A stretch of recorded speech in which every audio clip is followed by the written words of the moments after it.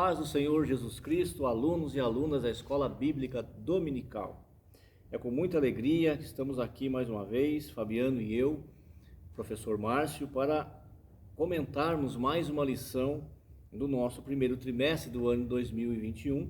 Estamos chegando já no seu final, a lição de hoje é a lição de número 12.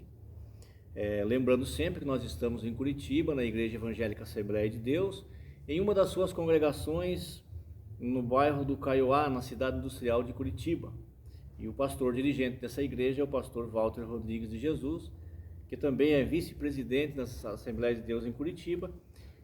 E o presidente é o pastor Wagner Tadeu dos Santos Gabi. É importante falar isso, Fabiano, para mostrar a nossa identidade, quem somos e onde estamos. A lição de número 12, a urgência do discipulado. Na lição de número 11, nós vimos a importância da evangelização.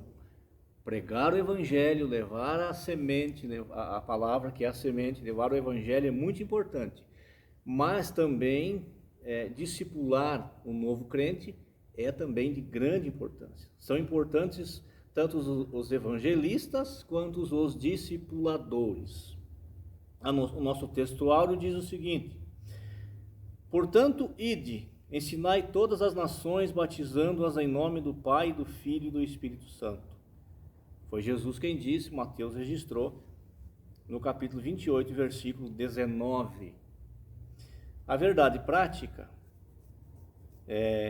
chamamos de discipulado na fé, o aprendizado de um discípulo por meio de seu mestre, na igreja, para ajudar a desenvolver o seu crescimento espiritual. Evangelização e discipulado são duas atividades essenciais da igreja e dos seus membros. Todos que estão na igreja têm que ter essa preocupação, essa prioridade de evangelizar, mas também ensinar, discipular. Veja o exemplo de Jesus, o nosso mestre por excelência. Jesus chamou 12 homens e treinou eles, ensinou eles por 3 anos, pouco mais ali, de 3 anos. Tudo o que eles aprenderam com Jesus em 3 anos, eles depois colocaram em prática. E assim mesmo, Fabiano, teve um ainda que não aprendeu nada, pelo jeito que foi Judas, né? Ouviu, teve ali, viu milagre, viu de tudo. Sabia que Jesus era o Filho de Deus, mas acabou não querendo seguir, não aprendendo nada. Não adianta.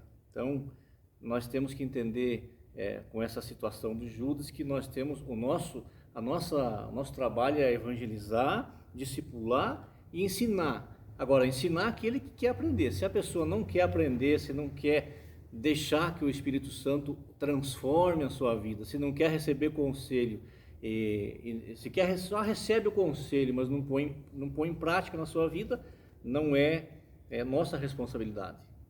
Quem vai transformar a vida da pessoa é o Espírito Santo. Nós somos o quê? Vaso de barro, né? O que está dentro de nós é excelente, que é o Espírito Santo. Então é Ele que vai transformar a vida das pessoas. Porém, nós temos que falar de Jesus, apresentar Jesus às pessoas, treinar as pessoas para que treinem outras pessoas. Esse foi o mandamento de Jesus. A nossa leitura bíblica em classe encontra-se em Mateus e também no livro de Atos, Mateus 28, 16 e 20, Atos capítulo 2, versículo 42 e 47.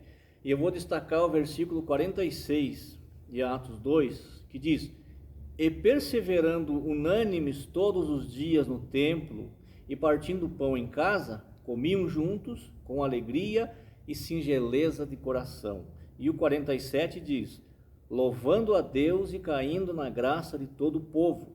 E todos os dias acrescentava o Senhor à igreja aqueles que haviam de se salvar. Viu? É Deus que acrescenta aqueles que hão de se salvar. A nós cabe, claro, cuidar, zelar por aquelas almas. E interessante aqui também, Fabiano, que diz aqui, caindo na graça de todo o povo.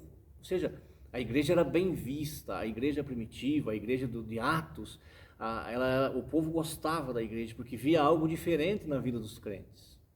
Como nós precisamos com urgência voltar a esses tempos, que as pessoas olhem para a igreja, olhem para o crente e sintam desejo de ter a vida que eles têm, sintam vontade de estar juntos, porque ali tem paz, ali tem harmonia, ali tem comunhão, ali tem união.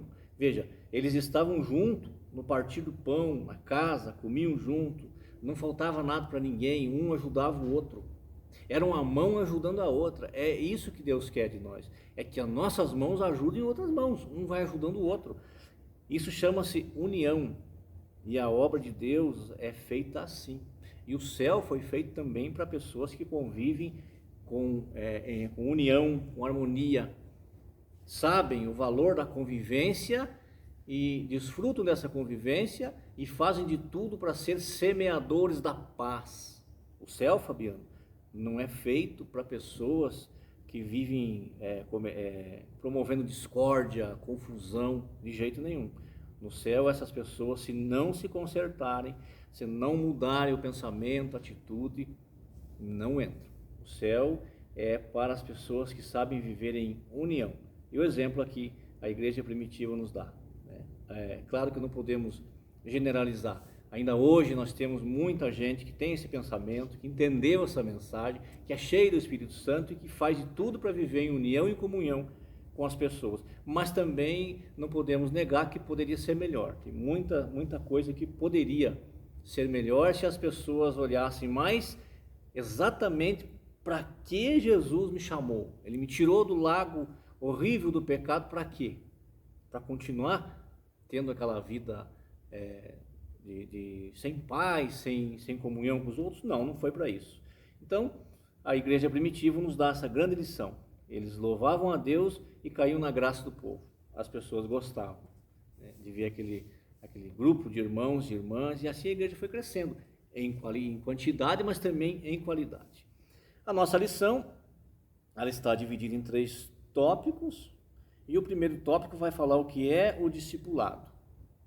Mas antes, deixa eu lembrar que a obra de Deus, nós estamos falando sobre isso, é feita em equipe.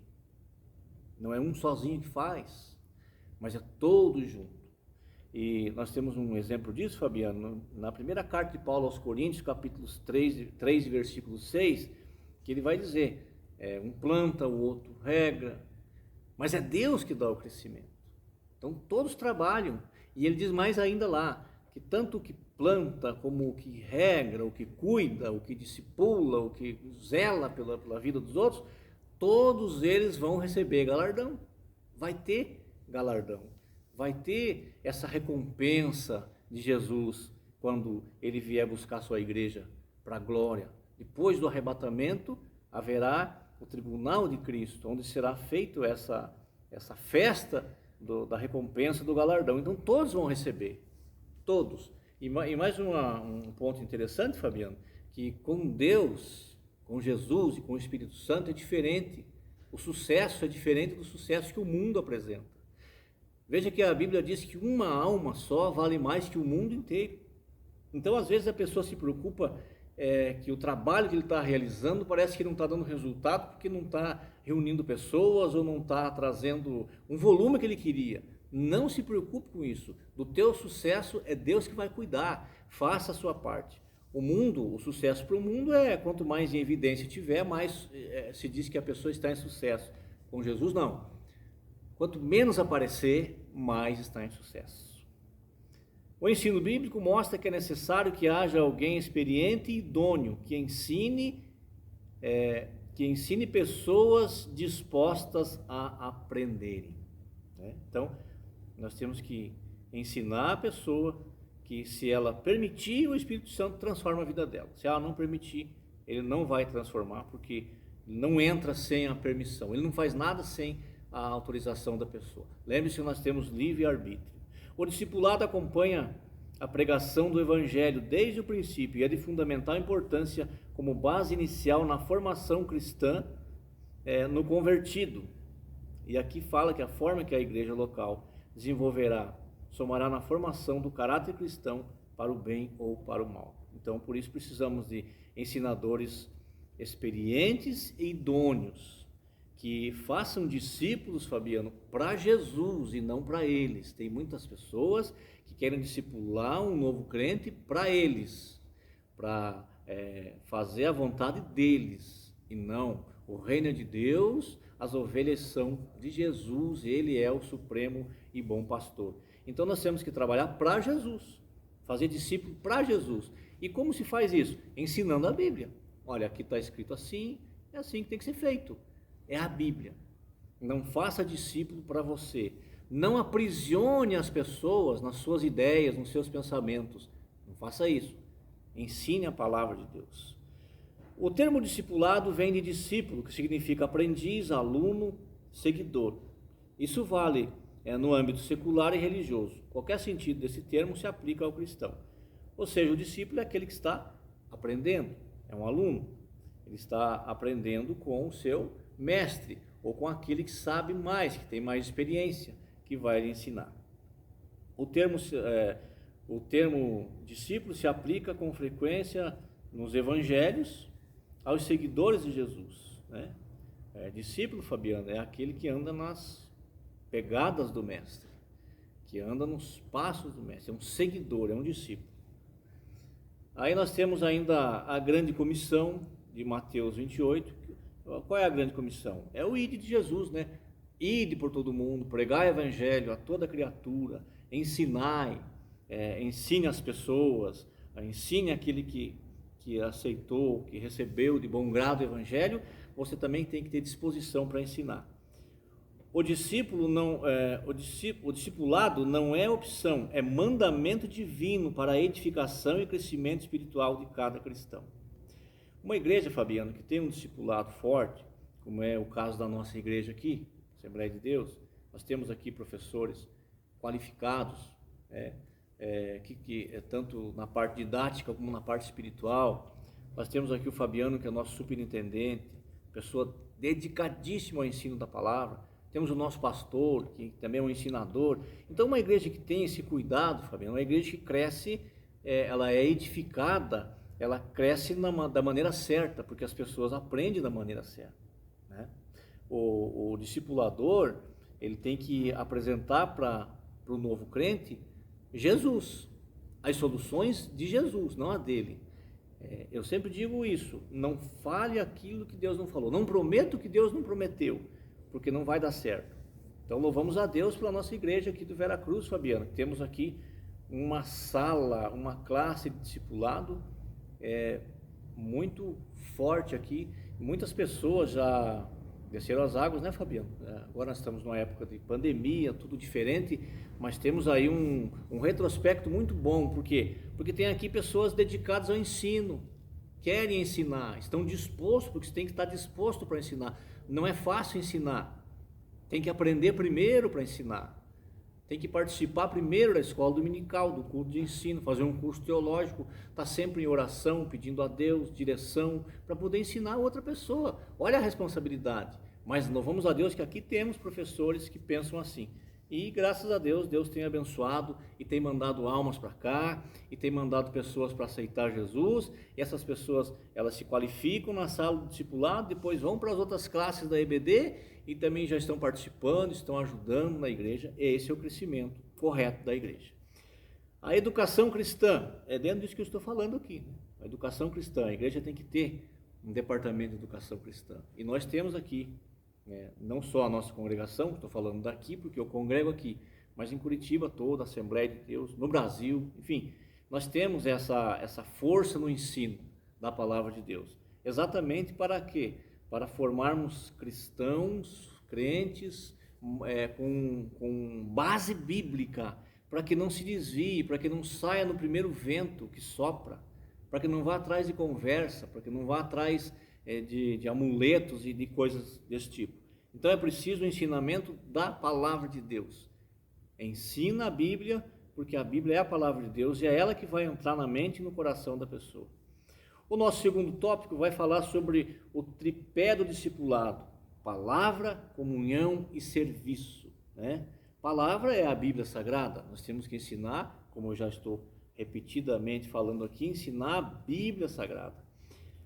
Da palavra vai vir a comunhão, a comunhão no sentido de comunidade, a comunhão no sentido de conviver junto, né? Cada um com a sua diferença, mas convivendo junto, tendo um mesmo objetivo.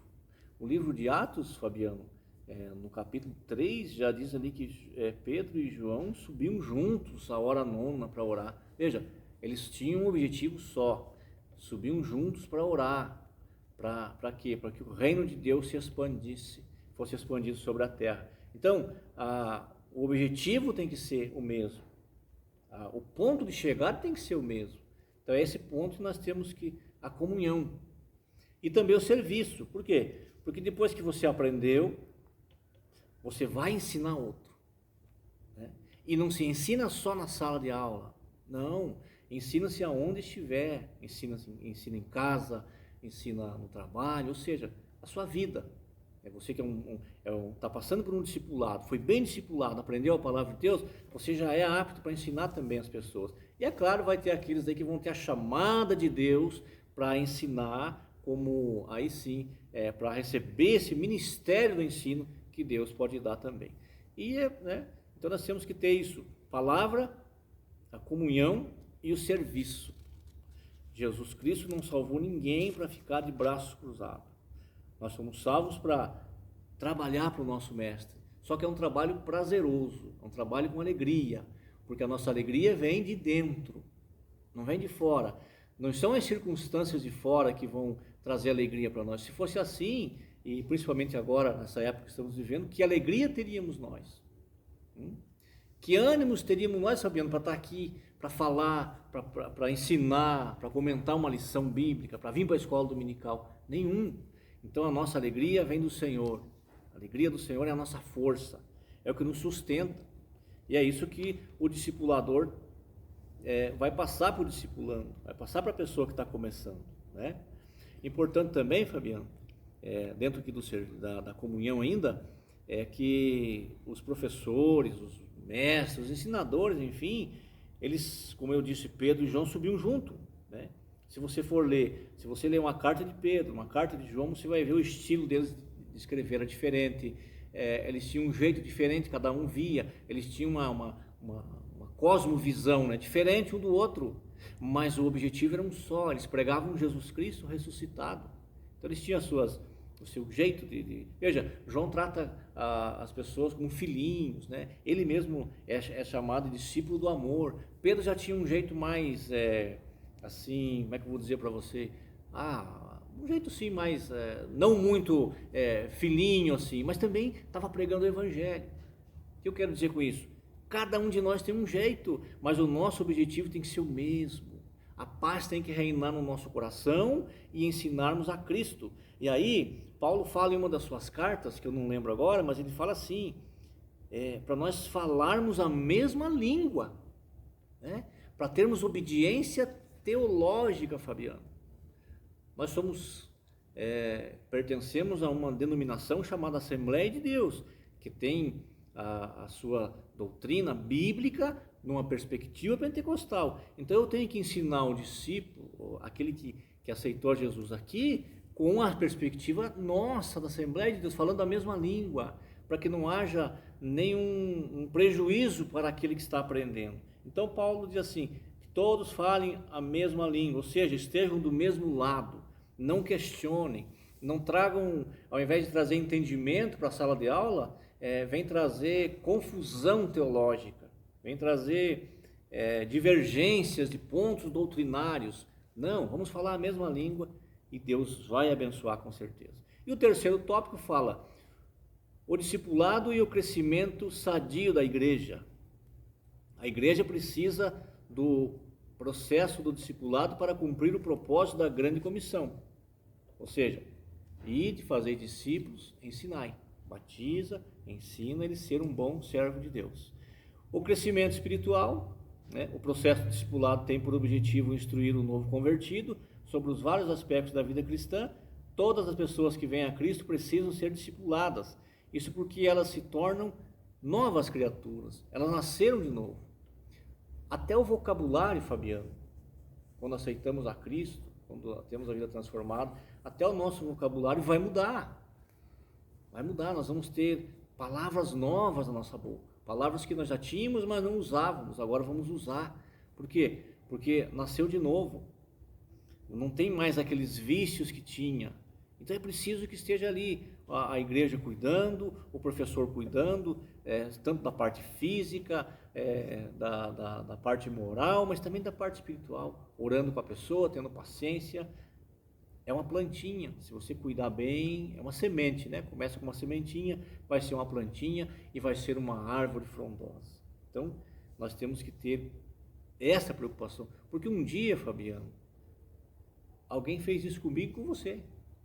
Nos ensinaram. E até hoje, Fabiano, eu fico feliz quando pessoas idôneas, pessoas sábias, pessoas que a gente conhece a trajetória de vida, vem ensinar a gente, vem dar um conselho, vem fazer, às vezes, uma pequena correção, porque é bom isso, nós precisamos de pessoas, nós temos que ser humildes para aprender com os outros, porque estamos aprendendo sempre. E é isso que temos que fazer. Então o crescimento espiritual é importante, o crescimento numérico também. Veja que a igreja primitiva começou numa pregação de Pedro lá com quase 3.000 almas, e depois teve mais uma outra mensagem que teve mais 3.000, então já começou ali com pouco tempo, já tinha 6.000 crentes. Imagina, tinha que ser discipulado esse povo que tinha acabado de nascer de novo. Mas uma coisa importante, Fabiano, é que nós temos que entender que nós estamos aqui para direcionar. Eu vou direcionar o aluno, como eu disse, dentro da Bíblia, para a palavra de Deus, mas deixe o Espírito Santo trabalhar na vida da pessoa. Não queira você mudar os hábitos da pessoa. Nós não conseguimos mudar nem os nossos hábitos sozinhos. Imagine mudar a vida do outro. Mas vai apresentando o Espírito Santo para ele, que ele vai entendendo, vai aprendendo e vai mudando. E você e eu que somos professores, que estamos ensinando, nós somos facilitador. E também estamos para direcionar a pessoa. E também o crescimento numérico é importante. E também fala aqui sobre o exemplo da igreja de Antioquia da Síria. O público da igreja era de gentio, que eram os gregos, né? Gentio, quando fala em gentio, está falando de todas as nações que não são judeu. Todo povo que não é judeu é chamado de gentio. E os apóstolos ficaram por ali, pregando, ensinando o evangelho. E o próprio apóstolo Paulo, que foi um discipulador dessa igreja, Fabiano, ele também foi discipulado, ele também aprendeu. E uma das pessoas que ensinou a Paulo foi Barnabé. Barnabé tinha esse chamado de Deus para ensinar, foi ele que ensinou. Paulo acabou de se converter, já quis sair pregando o evangelho, não deu certo, até por causa do passado dele, era um perseguidor de cristão. Então quando ele chegou já na primeira semana de convertido, já querendo contar o seu testemunho, o Barnabé foi lá e disse: está tudo errado, não é assim, vamos devagar. Isso é um exemplo para nós, Fabiano. Nós temos que ensinar as pessoas, não podemos chegar e já ir dando responsabilidades para o novo crente. Calma, ele vai ser um valoroso servo de Deus, uma valorosa serva de Deus, um obreiro de valor, uma obreira de valor, mas há seu tempo, ou seja, no tempo de Deus. Deixa primeiro ele caminhar junto, porque a vida cristã é uma vida maravilhosa, é uma vida que tem Deus no comando, mas ela tem altos e baixos também. Então é preciso que se entenda isso, para que o novo convertido não se desespere ou não se desanime e vá embora, não é? Então nós temos o exemplo da igreja de Antioquia, que eles ficaram lá ensinando as pessoas. Discípulo é seguidor de Jesus e vai gerar mais discípulos ainda. Então, nós, para resumir, para concluir aqui, Fabiano, o discípulo e o crescimento sadio da igreja, veja, é indo, movimentando-se em direção à pessoa, é fazendo discípulo, tempo, disposição, trabalho, é batizando, que é a conclusão da primeira parte do ensinamento, e ensinando, ato contínuo, para sempre. Como se vê, a ordem de Jesus a seus discípulos requer uma ação de natureza crescente e dinâmica. Jesus, ao ordenar ide, estava mobilizando o discipulador a ir às pessoas que querem ser discipuladas. Deus abençoe.